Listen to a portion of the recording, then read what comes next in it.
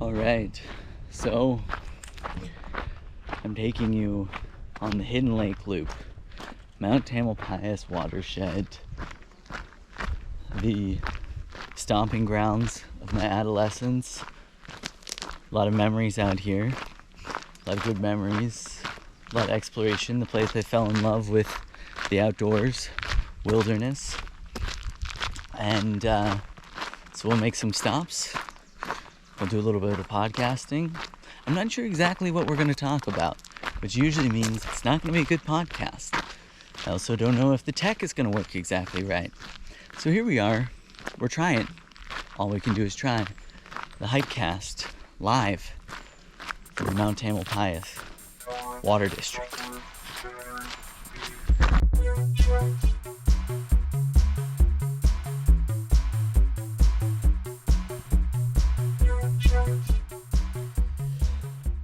Hello, and welcome back to another episode of Patchats. We're here on the Hikecast, the Homecast, live from the Mount Tamalpais Marin Municipal Water District. Behind me here we have beautiful, glorious Alpine Lake here in Northern California. And as I mentioned in the intro, which I'm not sure if I'll end up including or not, so I'm going to mention it again, I didn't really prepare what am I going to talk about. What am I going to say? I just thought I'm going to go for a hike and I'm going to make a podcast. And what I'm trying to say is it might not be good. This might be a Badcast. So as I said, we're live here from Alpine Lake. And I wanted to do the Hikecast, the Homecast, because if I'm being honest, I'm kind of scraping the bottom of the content barrel at this point. I'm leaving to Alaska in a week.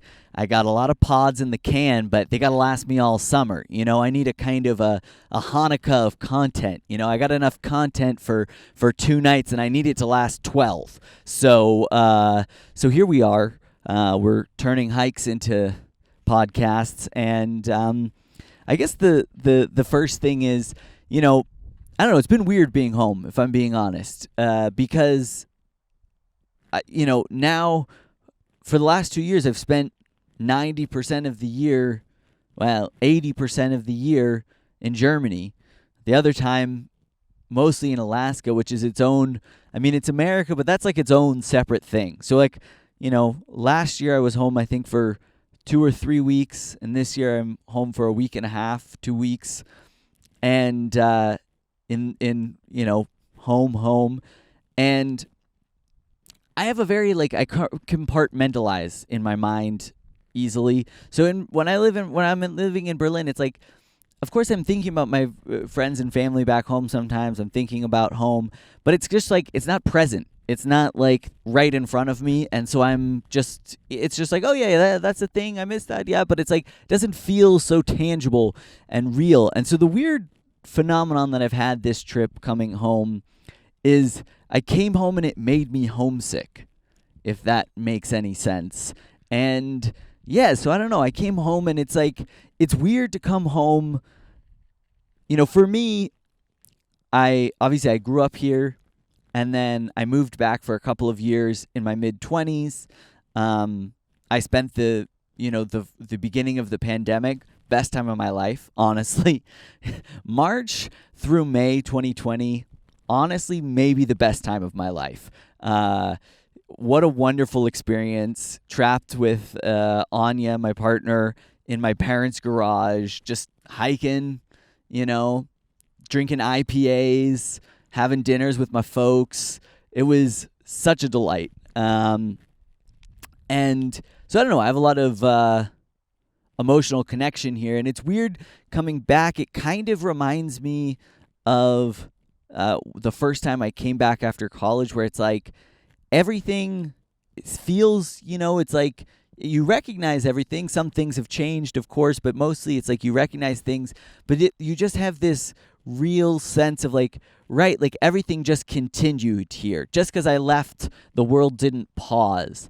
And I don't know. So I don't know. There's a little bit of a sadness that I've been feeling, a yeah, it's weird to come home and that makes you homesick. But it's also, it's been nice, whatever. And so I wanted to come up to the Hikecast, up here to Mount Tam, the watershed, because this is also this is the place that fucking made me. I was fucking born in these hills, bro. No, I mean, I used to do cross country, and I would come out here 4 or 5 days a week when I in high school.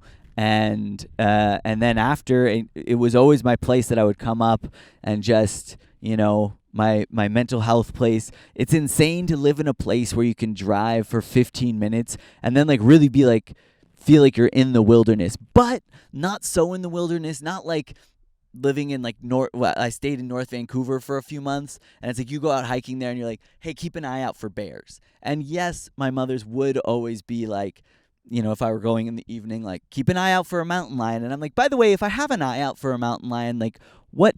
If I see the mountain lion, then what? Oh, there's a mountain lion, better, leave it alone. It's I'm not going to be harassing a mountain. If a mountain lion sees me, it's either coming for me or it isn't, and then it's game on and we'll see what happens. Probably mountain lion wins. But there's not so many dangers out here. Rattlesnakes. The biggest danger is ticks. You just fucking tick gives you Lyme disease. But yeah, you got the rattlesnakes, you got the mountain lions, but it's not hardcore wilderness where, I don't know, I've been out here at night. I just scrambled up, got off the trail to come up here. And it's that doesn't give me anxiety in the same way if you're in the Tetons, you're if I run into a moose, it's going to trample the shit out of me. If I catch a bear off guard, it's going to, come at me.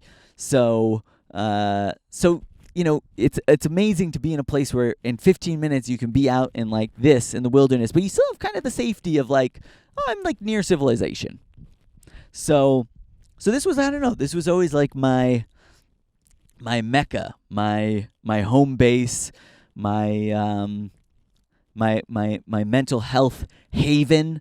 And this spot particularly, it's not quite exactly the spot, but I was scrambling around up here looking for, it was right around here somewhere, and maybe just the landscape has changed, the bush has grown in more or something, but I had one of the most amazing psychedelic experiences of my life up here with my friend Brian. And I was it was right when I had discovered this type of thing, and I started to get interested in having it as an experience, trying to do it more ritualistically.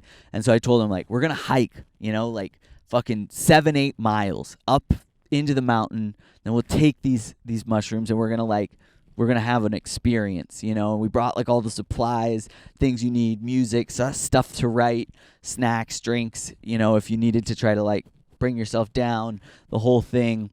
And we came up here, and it was one of the most profound experiences of my life. And this is one of those very druggy, kind of bullshit things, but I'll never forget it. But I was, you're just thinking these thoughts, thoughts happen in normal life. But when you're having one of those type of experiences, you're making thoughts. You're fucking in the irons. You're fucking crafting thoughts, and then sometimes thoughts are crafting you. And so I don't know, I was just thinking all this shit, my life. I was trying to figure out who I am, what's my deal, what am I doing here, what the fuck, why do I, at that point I was feeling disconnected from my parents. Why do I feel disconnected from my parents? What's going on? And I started just having these kind of revelations. And the thing I always say about these type of experiences is it's not oh my God, I never considered that before.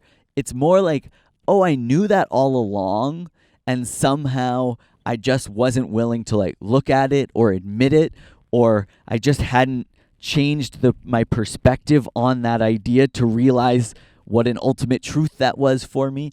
And so I started having these revelations, and I swear, as each kind of revelation happened, just a swarm of birds, it's not a swarm. A swarm sounds menacing. Swarm sounds a little bit dangerous, honestly. A flock a flock of birds. I would like have this like psychedelic, moment of insight and like, bah, and then it would just be like a flock of birds across the sky, like would just come out of and it happened like 4 or 5 times. And I know that's the most like druggy, like, no, like the birds were like in sync. But that's the thing about those experiences, whether it's true or not, you feel a synchronicity with the universe that is fucking like, you're like, damn, dude, if church offered this, I would be like, dude, thank you, Jesus, for the sins, dying for the sins. I mean, whatever they think, if it was, I'd be like, thank you, Allah, for the bush or whatever, I don't know, the religious stuff. I'm not a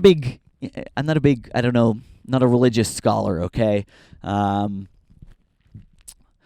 But anyways, Eddie Murphy Raw was that's more like my wheelhouse, that red leather suit. But so I wanted to come up to this spot because I'm like, hey, this is like this. I had this very magical moment that I would just like never forget, and this was that view, the lake, and then these trees, and the trees that I love about the trees here is like there's just these textures and the colors of the greens with the blue. I mean, just normal. It's like this how fucking rad is this? And that's the thing you don't realize. Like, growing up here, I was just like, this is just a place. And leaving, I was talking to my parents about it last night. It's like when I left after high school, I was like, this is just a place that I mostly associate with some level of emotional trauma that maybe was mostly self-inflicted, maybe slightly outwardly inflicted, and just had to do with a lot of like adolescent feeling of hormones and, not hating yourself and all that kind of shit. And I was like, I got to get the fuck out of here. The problem is here. And then I left and I was like, oh, maybe the problem is me. Am I the problem? Could it be that I'm the problem? And so I got the fuck out. But I guess kind of like, ugh, Marin, like, ugh, And then coming back as an adult with a little bit more perspective, with a few more flocks of birds highlighting all the good thoughts I was having that were perspectives of self-love that I needed to ingest. Then I got to really love and appreciate this place. And the landscape here is in my soul. And I'm back in California for 2 minutes and I'm like full hippie. I'm like, flocks of birds are giving exclamation points on my thoughts. And, the land is in my soul. And, you can take the California boy out of the California, but I guess you can't take the California out of the boy. But yeah, I don't know. There's something about the landscape here that's just fucking, it's like feels in my DNA in some way. And so I'm really happy I came back as an adult and I got to like appreciate the beauty of this place. It's like, it's such an insane thing to be from a place where you're like, oh, this is one of the most naturally beautiful places I've ever been. Like, and when I've brought people here from different places, like I remember when I was in college, I had a friend and he was like, where I'm from in Seattle has the best trails. There's no better place to run. And I was like, I don't know about that. And eventually, finally, he came to visit me. I took him up here, and he was like, you were right. You were right. This is so fucking cool. This is so beautiful. There's thousands of miles of these, maybe thousands, hundreds of miles of these amazing trails to run with these lakes and views and amazing things. You could run to the ocean from here if you wanted to. So sick. And yeah, as a kid you don't appreciate that, and as an adult it's like when I come to visit home, when I come to visit my parents, it's like I get to go someplace that people like vacation, like people would want to come here to see this. It's such a lucky, privileged thing. And so this is the first chapter of the podcast. We got to keep going. We're going on the Hidden Lake hiking route, and the Hidden Lake is very disappointing. It's a swamp, and this time of year it'll probably be dry, but maybe we'll do another little section here. But eventually we'll get up on the ridge, and then we'll definitely do another section up there because the ridge is gorgeous. I'm hoping as I walk, maybe I'll think of more fun things to talk about. I'm going to be honest, this wasn't the hottest start to the pod.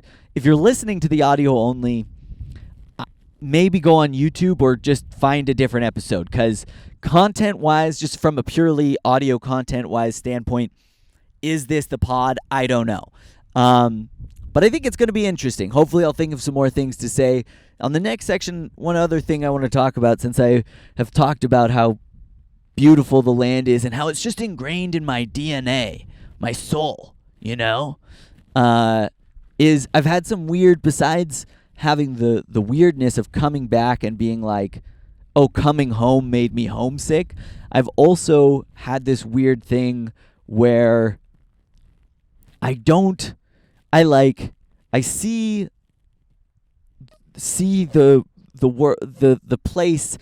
I feel outside of it. I feel almost un-American, if that sounds right. I feel a little bit like a tourist, and I'm like observing the culture in the way an outsider would. And it's a bit disconcerting. I have a hater side to me, despite my love, positivity, California hippie, the bird flocks, speak to me, and the textures of the trees sing a song in my mind. Despite all of that, I also am like, everybody is trash. People are trash. Everybody's trash. I hate Americans. I hate America. I mean, I don't really. I love it. I love it. It's a love-hate. It's a love-hate relationship. And maybe we'll get more into that. But I think this was enough for this section. So this is the Walkcast, the Hikecast. This is the Homecast. And quite possibly it's the Badcast. #Patchats.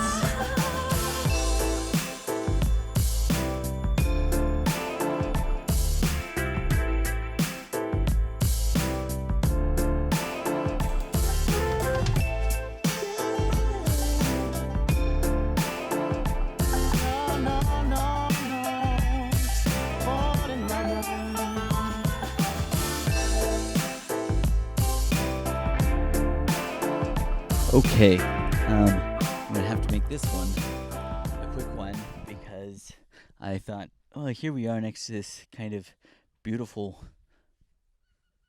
bog, and the thing with the bog is there's mosquitoes, and now I'm starting to get eaten alive, and that's not nice.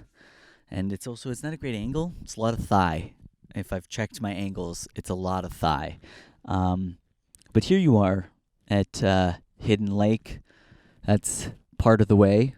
We went through some beautiful old redwood. It's like a fairy tale out here. Like, there's cute little chipmunks and beautiful birds, and it's wild how beautiful it is. And I think, earlier I was talking about feeling homesick now that I'm home, and maybe actually what it is it's like I feel nostalgic. I was hanging out with my childhood best friend, Zach, who hates it when I call him childhood best friend. I'm just trying to give him the credit, like, we've been friends since we were 6. We went through a lot of phases together. Some awkward ones, some bad ones, some just phases, And we came out the other side, we're still friends, He's my ride or die. But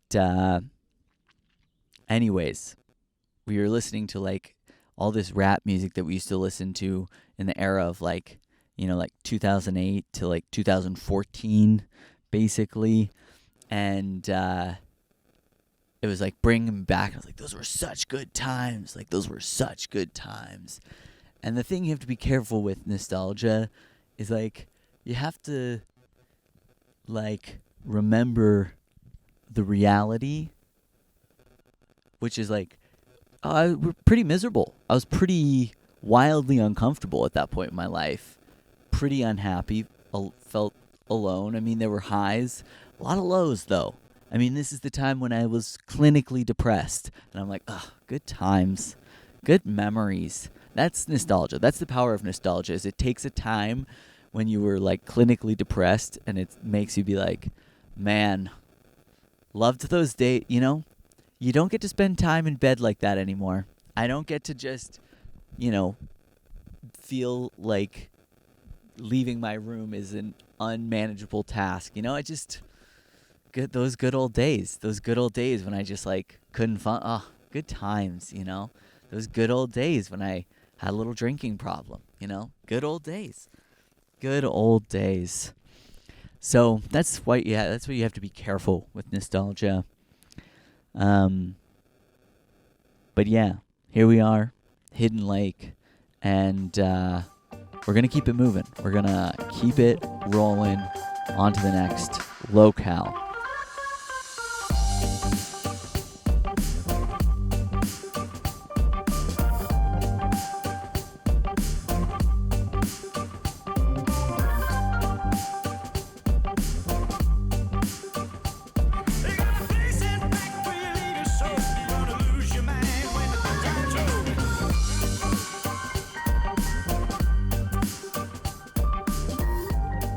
All right, we've made it. Locale Spy number 2 here in America. I mean, look at that. Look at that fucking view. Go fuck yourself with that view. Let me just gotta check the audio here. We're still recording nicely. All right, that seemed to work okay. Yes. All right, we're looking good. All right. Location number 2. I mean, look at that. Go fuck yourself with that view. That's amazing. That's the Bay Area. That's the North Bay. That's the fucking shit, These beautiful golden brown hills, trees, the ocean. And that's something Brandenburg, I'm sorry, Berlin might be a party capital, nightlife, amazing, but it's flat as fuck. And also, anytime I'm somewhere inland, when you grow up in a place like this, it's like you think you go up and up and up, and at the top of up, you should see ocean. You should see a large body of water. And that's what we see here. And that's what it should be. That's the way it should be. I've shed my pants, and I was wearing the pants because I was like, I don't want to get a tick. I don't want to have Lyme disease. I'd rather have lemon disease, if I'm being honest. And then I was just like, it's too hot. Fuck it. We're just going to have to ditch the pants. And so here we are, pantsless. Maybe later I'm going to take my shirt off. I don't know. Look at that. Huh? No, now I'm going to have to edit that out. And I will say, here's a weird thing about my body. I feel like I look a little bit like when I'm editing this later tonight, I'm going to be like, I look chubby. I look chubby in that t-shirt. I've overcome some level of my self-body image issues, but I mean, there's self-body image issues, and then there's just realities, which is like, I could be 5 to 10 pounds lighter. I could be a little bit more svelte and slender. But I will also say part of the problem is maybe, my ideal body type, the body type I always looked up to were like Kenyan distance runners. I was like Bernard Lagat, reference, Bernard Lagat, he's got the body I want, and I'm just not a 5'2" man from I'm not a 5'2" distance runner from Africa. That's just not who I am. So we got the love handles, but what I was going to say is I feel like the way my body wears its weight, it really comes in here, in the hips and in the tum-tum, but when I have the shirt off, I feel like it has more of like a, it looks a little better almost, it's dad bod, it's definite like kind of dad bod vibe, but a little bit better, a little bit like more like fit and youthful.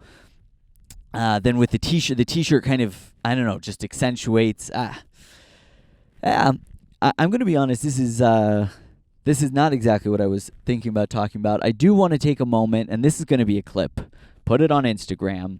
My friend Charlie, one of the few fans of the podcast, he was like, hey, when do I get my shout out? So I just want to take a moment and say to my friend Charlie, hi Charlie, I hope you're doing well. I hope the Taylor Swift is loud in your headphones. I hope the ice is cold in your coffee. And I hope that your walk is energizing. So thank you for watching, Charlie. This one goes out to Charlie. And I just want to also say to Charlie, hi, besides, at Charlie Chu, But I also want to say to Charlie, I apologize that your shout out came in my mind, one of the weaker episodes. Probably one of the weakest episodes I've done in a while. So I apologize that your shout out is coming as a part of one of the weaker episodes. But, it felt urgent that you get this shout out. And I felt it was important that I take some time, clip it. So, this one's dedicated to Charlie. And, it's pretty beautiful, pretty gorgeous out here. And, I think the thing, is that I didn't plan what I was going to talk about, and it was a huge mistake.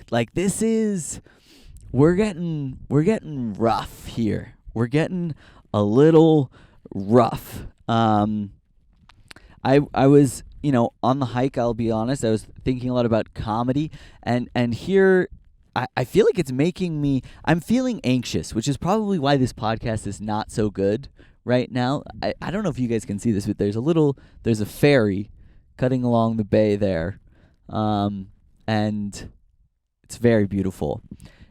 This mountain in the center here, that is Bald Hill, or Baldy, as they call it. And if you go up on there, you have some really great views, great lunch spot, great. I took some dates up there, and by dates I mean guy friends who visited me. I was like, we'll hike up here and check out this view. Over here, you can't see it, is White's Hill.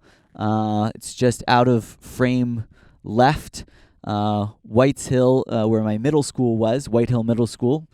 Go Wildcats? And then over in this corner, I don't know, maybe I'll get out of the frame and then you can see it.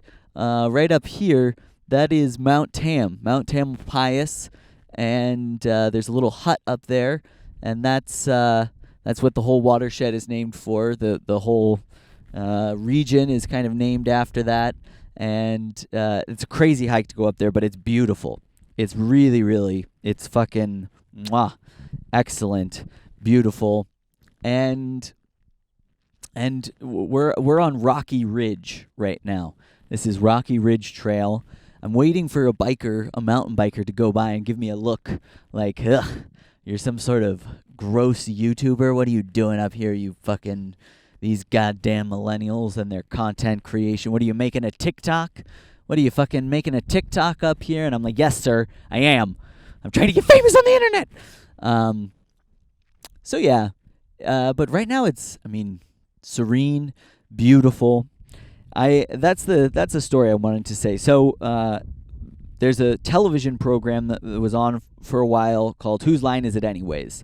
Wayne Brady, ever heard of him? He was on there, and it was a improv TV show, and I feel like it really it brought improv into the cultural sphere at its time, and now they have a live version, a live touring version, and live is just always better.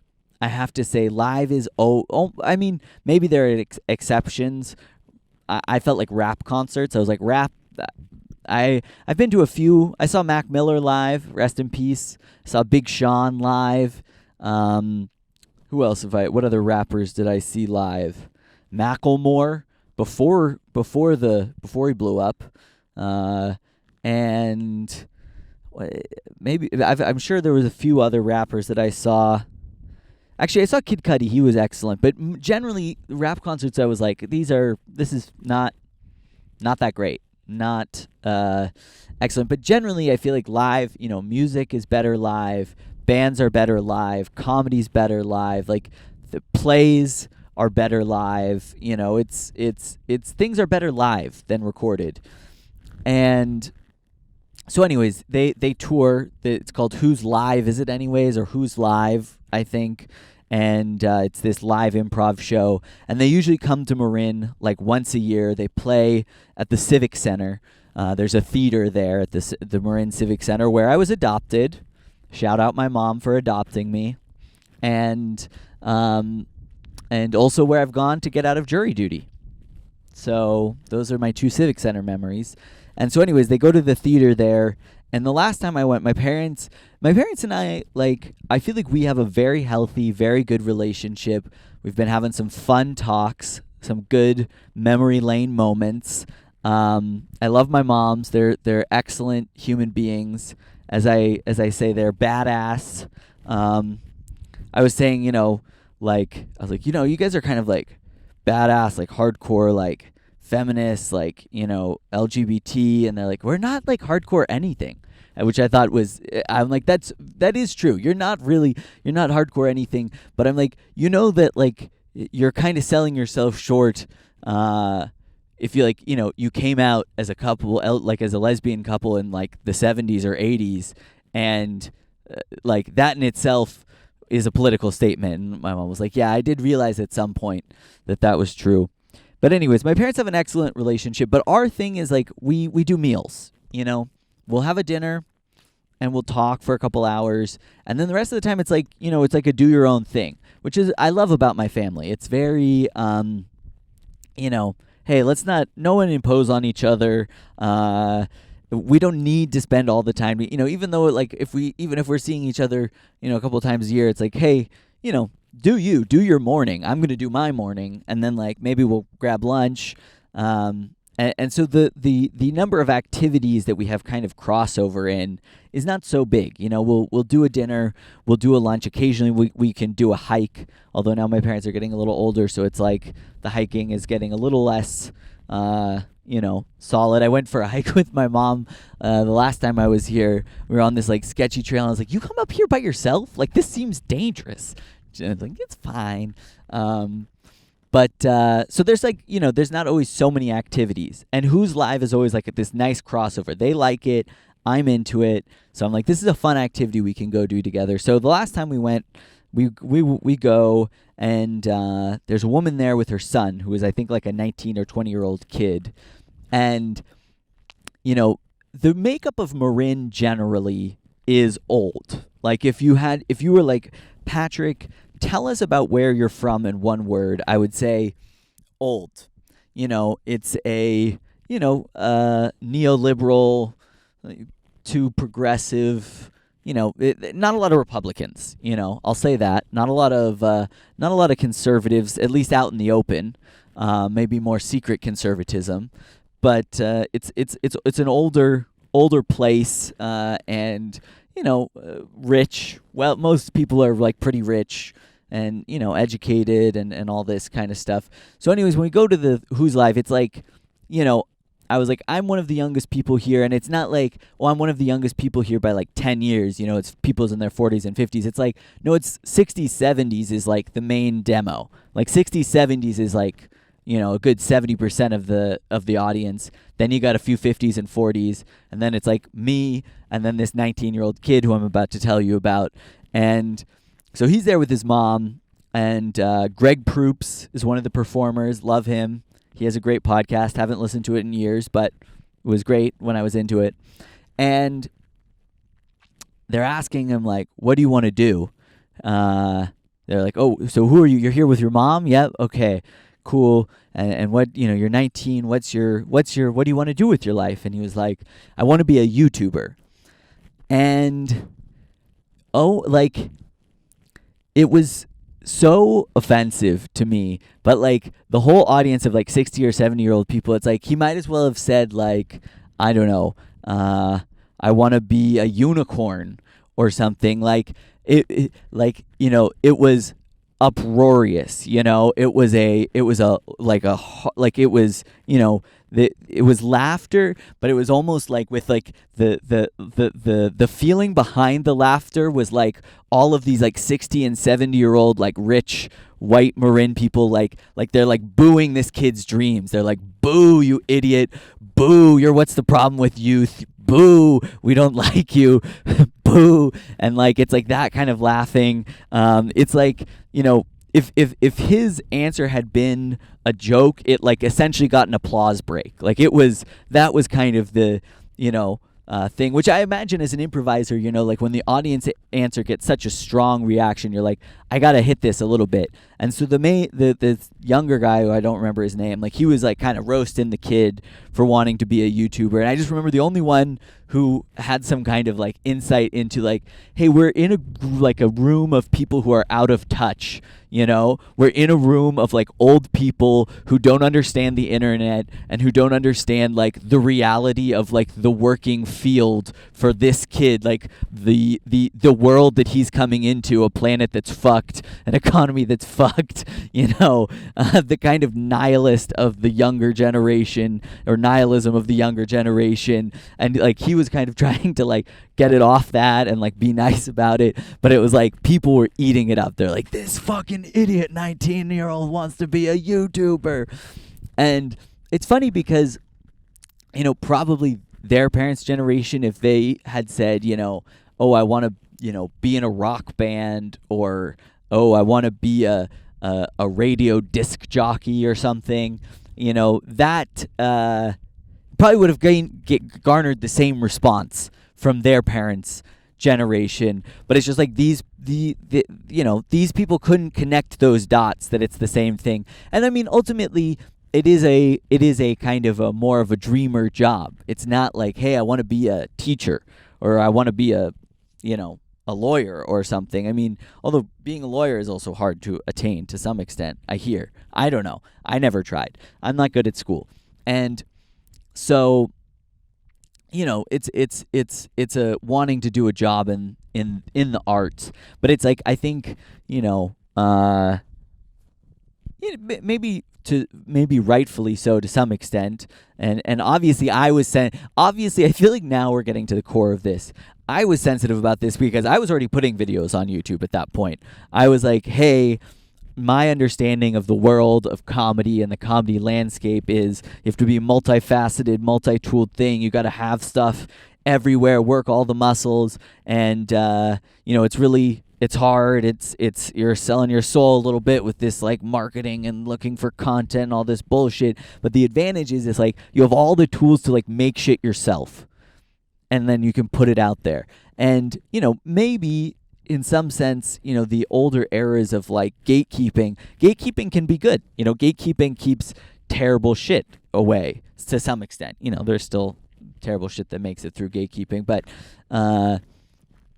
yeah. So you're publishing your whole history, which is not a great look. I mean, if you go back and look at the early sketches I did, I mean, they're pretty bad. I mean, this is pretty bad. What I'm doing right now is not very good. So take what I'm saying with a grain of salt. Clearly, I was sensitive about it, but I just remember this moment of like, it's one thing if I said it as like I think at that point I was like maybe 27, 28-year-old man who is like, pursuing this kind of silly, selfish dream and like, I'm doing YouTube stuff. But it's another thing for like a 19-year-old kid, and then all of these like 60, 70-year-old people like booing him with laughter. Like, I don't know. It was just it was an interesting moment. And since I don't have a lot to talk about today, I was like, how are we gonna fill this time? How am I gonna make this interesting? So was that something? Maybe.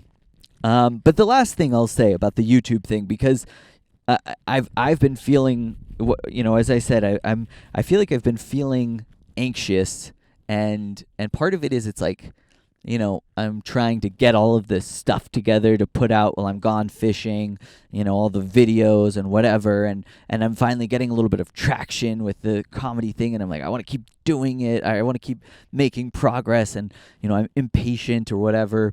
And lately I've been feeling it's like I'm spending so much time on this like social media like content bullshit. It's like I feel like my act has not progressed at all.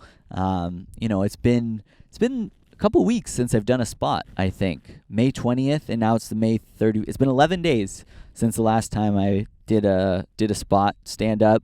And the last week in Berlin, it was nice to take a break and be with Anya, and now I'm here and it's nice, but I'm like starting to itch for it again. And the problem is I've got a couple shows lined up here, which maybe I can talk about that in the next segment.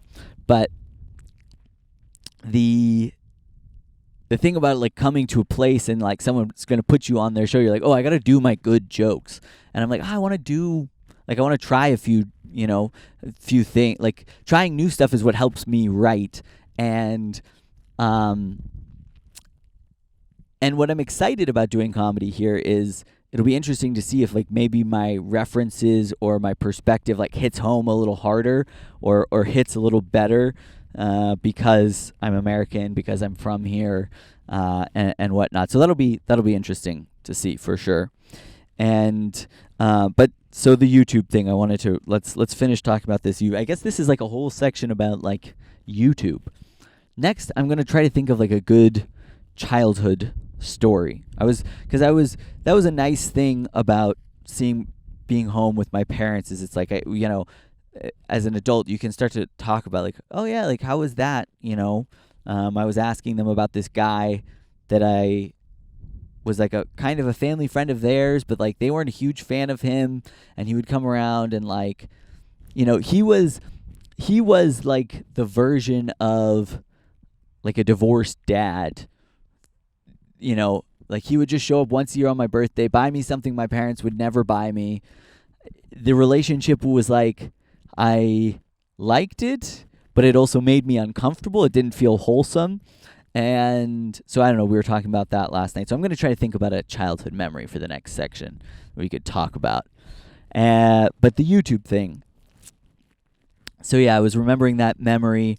And as I was saying, this is a shitty podcast, but like a lot of like the early sketches and stuff I did, I'm like, oof, rough. I was going for something, and when you try to do something, it's like you're not going to be good at it, at first. It takes time, it takes practice. And if anything, I'm like, a tiny fraction of the way. Okay, here comes a guy on a bike riding an illegal trail, by the way, which I don't like. That's a pet peeve of mine, is when people ride on the illegal trails. Anyways, but I saw a friend of mine who I used to work with at the grocery store, a Cuban guy, really sweet. And I went by his house and saw him, and he was like, yeah, I'm like, we were talking about all sorts of stuff, but at the end he was like, yeah, I've been watching your comedy or your videos and your stuff you post online, like since the beginning. I've been seeing that since you first started. And he's like, it's really cool to see, like, it's really, like it's really something now. And it's like, he's like, it's been really cool to see that progress. And so that made me feel good, even if this podcast is shit. Now I got to go because of these bikers who are riding on an illegal trail, by the way. They were riding on an illegal trail. Document it. Pet peeve. So that view fucks, huh? That view fucks pretty hard. So we'll go to the next location. I think back down at the dam, Bontempi Lake and Mount Tam to close out this pod. And that's a Hikecast. That's a Homecast.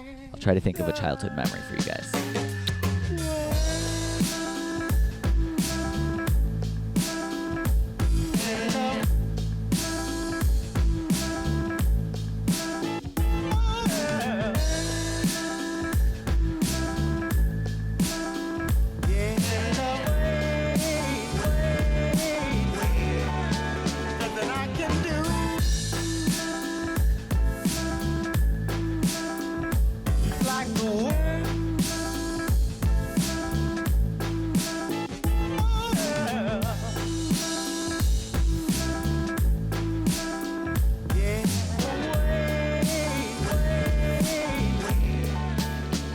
All right, we made it to the end of the hike. We made it back to beautiful Bontempi Lake, Bontempi Dam, Mount Tam behind us. Probably one of the places I've spent the most time in my life is just running laps. I've run around this lake. So I've run around this lake more than I've run anywhere else in the world. I really think that. And I mean, look, it's fucking gorgeous. And there's all these little nooks and crannies that on this side, it's called Dark Side, and it's all wooded, and it's like, you're really in this forest, and it's really beautiful. And then this is Sunny Side, and Sunny Side, you have all these lake views, and it's, I mean, come on. I feel like the thing, like, I was like, I got to think of a story. I promised you guys a story. That I said there would be a story. And I think the thing is that it's just like, it's not a funny podcast, because I feel sad. I don't know if it's homesick or nostalgic or what.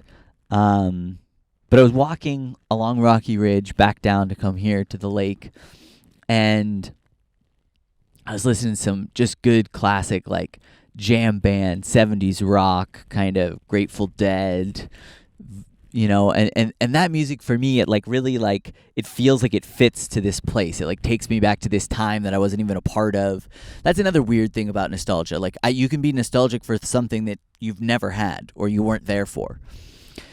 And so I was walking down. I was reflecting on, like, that that music and why it connects me with this place in that way. And I realized that maybe also part of the reason I feel sad, I think it's always hard for me to go fishing. I'm like, all right, this is going to be a thing. And part of it is the anxiety of, like, is my body going to hold up? Am I in good enough shape?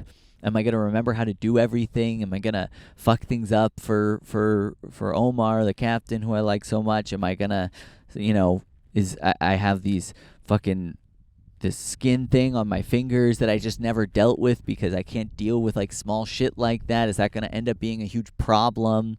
Is the fact that I never did any of these push-ups that I've been meaning to do for the last 3 months going to be a problem? I still haven't paid my taxes, and that was due like a month ago, and it's just, like, not resolving itself, and that's a problem, and I really need to take care of that before I leave. And and then I got to get the podcast done and all the things.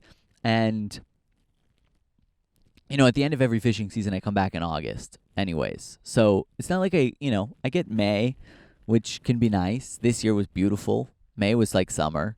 And August, September, that's like summer. But I miss June and July. It's the heart of summer. That is the core of summer is June and July. And people will be like, well, in Berlin, for example, June is, like, actually sometimes not even as nice as May. And I'm like, yeah, but fuck off, Like, it's still the core of summer. It's one of the core months of summer. And I don't know, I was walking in the hills, listening to the music, looking at the scenery, just feeling very nostalgic, emotional in my feelings, whatever you want to call it. And I realized the last time I had a real summer, I was here. This is my 5th or 6th year going up to Alaska. And I think the last summer I had, it was the summer of 2017? No, 2016. The summer of 2016, I think, was the last summer I had where, I was just here all summer. And I'm going to be honest with you guys, I was just, like, eating acid like a wild man. Like, I was just I was living at home with my parents. I was working at the grocery store. I was trying to learn the saxophone. That was, like, my thing then. I was like, that was one of the many ways where I was like, I want to do comedy, but, like, what if I learned the saxophone? Maybe that could be the thing. And so I was doing that, working at the health food store, and again, nostalgia is such a tricky little beast, because if I'm being very honest, I was 26, living at home with my parents, working at a grocery store, still paying off my college debt, not using my degree, working at a grocery store, single, had been single for a while, no prospects, wanted to meet someone so badly, just really wanted to not be alone. And so it was also kind of, if I am real honest with it, I mean, it was sad sometimes. On paper, to an outsider, it might look really sad, but there was also, like, a beauty to it. Shit was pretty simple. And I mean, some of that was the privilege of, like, hey, I live with my parents. I'm paying them cheap amount of rent, like $200 a month, maybe, I think. It was something like that. And, not a lot of other expenses. Working at the grocery store, which was, like, stressful, but, like, you worked your hours and you're done. And and it was like a 7 to 3 shift, so you're done in the afternoon, enough time to like come up here and hang out. I had a car, and I was coming out here on the weekends, hiking, running all the time, coming out here, eating acid, going hiking. That was like a big thing that summer. I discovered eating acid and hiking in this amazing, beautiful setting, and then it was like, oh, I should do this like all the time.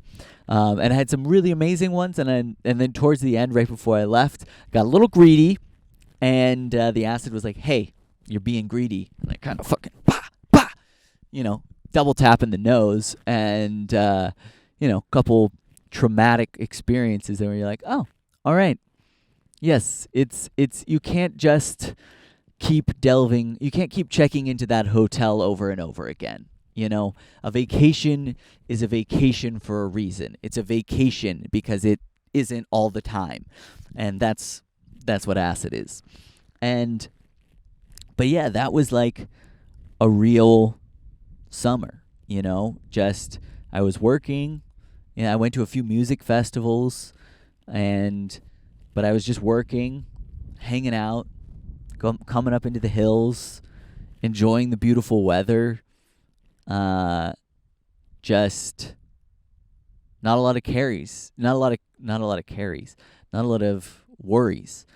There was this overarching worry of like, what am I doing with my life? But even then, I already knew the plan was like, I want to go to South America. I knew that was the goal. I wasn't getting there as quickly as I wanted to, but it was good times. Thursdays after work, we would go to the Gestalt house and like drink some beers and shoot the shit, and it was fucking fun. And it was a good era.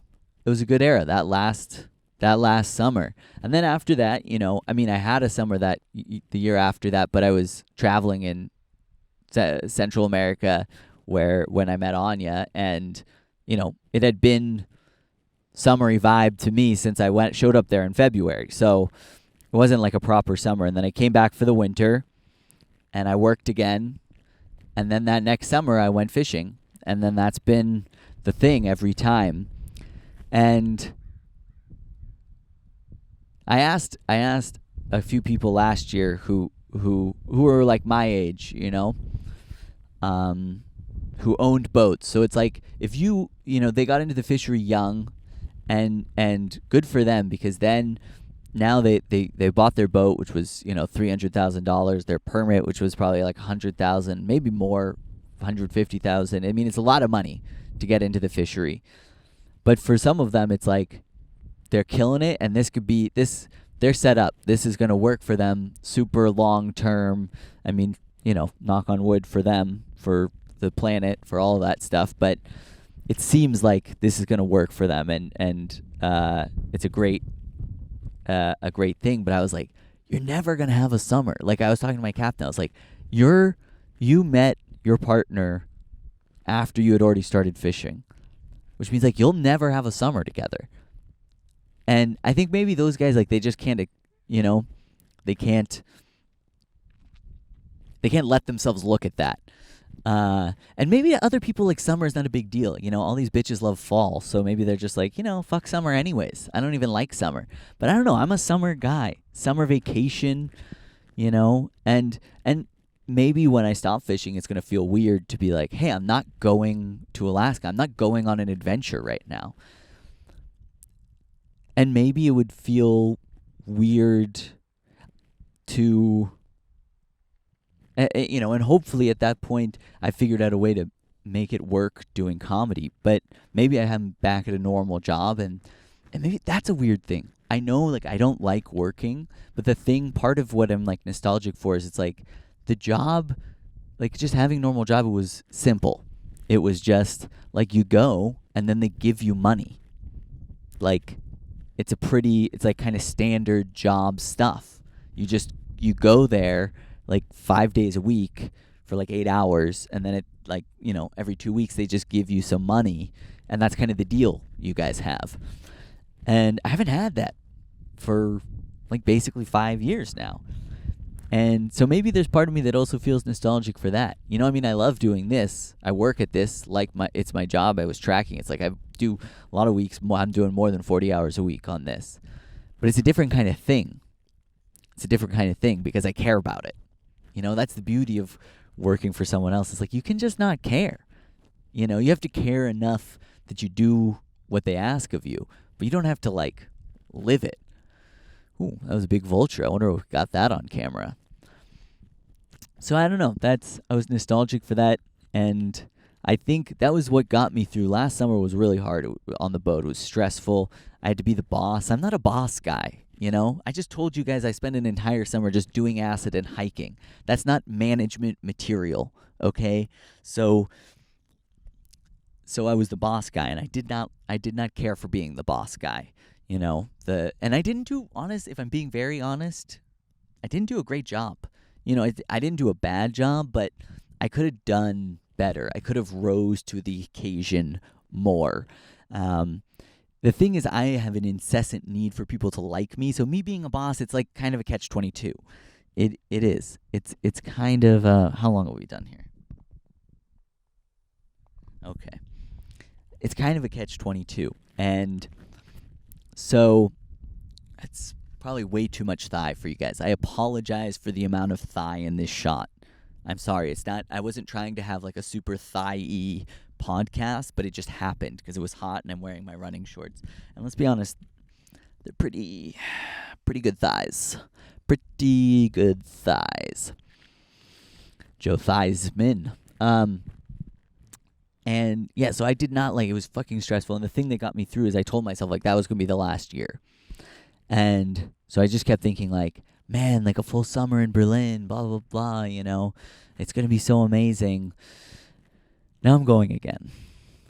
And, you know, it's what I have to do because I want to chase this comedy dream. And when I first got the job fishing, I was like still years away from starting comedy, but I was like, I saw this opportunity where I was like, I could really travel with this. But it was also, I was like, this is an opportunity to pursue comedy where, you know, you have some money worked out. You don't have to be like scraping shifts at McDonald's, and you can just pursue comedy. So that's what I thought. And so now I'm like, I told my captain, like, this is my last year. Last year I told him that this year would be my last year. And now I'm like, might be 2 more years. Might be 3 more. Depends on how long it could take me to work out the rest of my life. But yeah, so I don't know when I'm going to have a summer again. And that's a bit rough. I miss summer. I love the summer. And so that's I think where the lack of funniness in this podcast comes from. It's that I'm a bit sad. It's hard to be funny when you're feeling sad. And you know, there's a few other things personally going on that it's also like makes it harder. Makes it feel weird to be here but not here. What can I tell you guys else about? All right, here's a good lake memory for you. I was a senior in high school, and my assistant coach, the assistant coach of my track and cross country team, a guy named Steve, amazing artist, Steve Emery. Check out his paintings, and also a really sweet guy. And we were really close, and he was training for the Dipsea, and the Dipsea is the oldest trail race in America. At least that's what they claim. I didn't fact check it, but that's what they say. It's the oldest trail race in America, and it starts in this place called Mill Valley, and it goes up and over one of these ridges along where Mount Tam is, and then you come down the other side and finish at Stinson Beach. And what's interesting and unique about the race is that they do a staggered start. So if you're older, you know, if you're like 70 years old and you're running the race, you can start like 30 minutes or 40 minutes before the rest of the you know, people, you know, in their mid 20s or something. And then it keeps going tiers, you know, like, you know, 60 to 70, 50 to 60, man. And then there's also different for men and women. And so because of that, it makes it so like if you're like a pretty talented runner, if you're 55, 65, it's like you could win the race. It's not just like, young like super fit guys, not the guys who I shaped my body image off of. And so it's a cool race. And he was like older. He was like, I get 20 minutes now head start, so I want to train for it. And he was in good shape. He was training with me, and he asked me to pace him for 2 laps around this lake. And I probably was never in better shape than when he asked me to do this. And so we paced him, and it was like good pace for me, but I was doing okay. And we went through the first lap, and then the second lap I really, I was pushing him. And I'll never forget, as we came along the dam here, he just started dry heaving, which is common when you're really pushing yourself when you're running, to like bleh, bleh. And man, I got a kick out of that. And I told all the buddies, all the distance runners, everybody, everybody knew Steve, and that was like,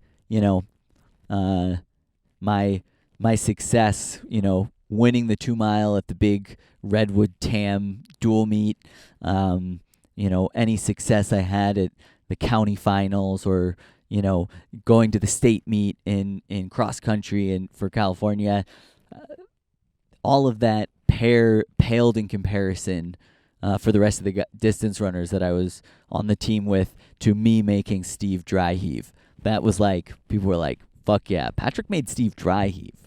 Everybody thought that was real tight. And I don't know why. I just think we thought it was funny. I don't know. Oh my God. I don't know if they're in the shot here, but there's a family of geese here.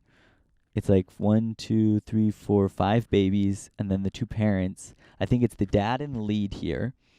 And then you got the 1, 2, 3, 4 kids, and then the mom behind, and then the one kid who, I'm not going to lie, that's probably the kid who's not going to make it, because he's like really hanging on in the back. He's not in the nice protected in between. And okay, well, you don't have to come over here and like fight me, like if you're worried. Okay, now they got the family together. This is sick. I really hope we're getting this. And I think they're gonna get out right here. Oh my God, look at this little family. I don't know why they're coming right here where I am. Oh, here come the babies. Oh my God. Oh my God, there's a whole family of babies. There's the and the thing is, I've got to say, I'm like a little bit scared of this goose, if I'm being honest. I'm like, I could see him like coming at me. He's kind of like fluffing his feathers and like, saying like, hey, don't fuck with my babies. This is my family. I'll ride and die for my family. This guy is like a real Fast and Furious fan. He's like, family is everything. That's what Canadian geese are like. They're real Vin Diesel-esque. Family is everything. He's like, family is everything. The mom is she's being a nervous Nelly. Classic mom energy, checking it out. Now they're starting to walk away a little bit. But that is a cool way to end the podcast, I think. I think that's a good fun way to end this pod. How much? Yeah, another 20 minutes. That'll work. That ship will float. I'm sorry this was not a great podcast. Really, I have to say, absolutely not my best work, but amazing scenery. If nothing else, which is great for a audio first format, is to have the content, the audio content that's the main pillar of the format of the show, be not good, but the visual part, which is not really part of the show, or was not as much of a pillar of the show, have that be amazing, which is what we've done here today. So yeah, I guess I started out with a Hikecast, Homecast. It turned into a Sadcast, but I think we covered some topics. We said some things. It was a show, and now here's a blue heron. I think 2 blue herons. See, dude, how fucking sick is it out here? I was so people talk about like privilege. The privilege was that this was my backyard. I grew up with this as my fucking backyard. That's fucking privilege. That's some fucking privilege. And then we got the geese family over here. Dad's like hanging with the babies. Mom's watching me. And They're fucking adorable. I'm going to try to get them on camera a little bit more. Let's see if I don't spook them. But this has been Patchats. Like, subscribe, tell a friend. Not about this one because it wasn't great. And a lot of fun episodes coming out this summer. This is the last transmission for me in real time before I go on the boat. I'll see you guys in August. Thank you guys for watching. Patchats. Good night.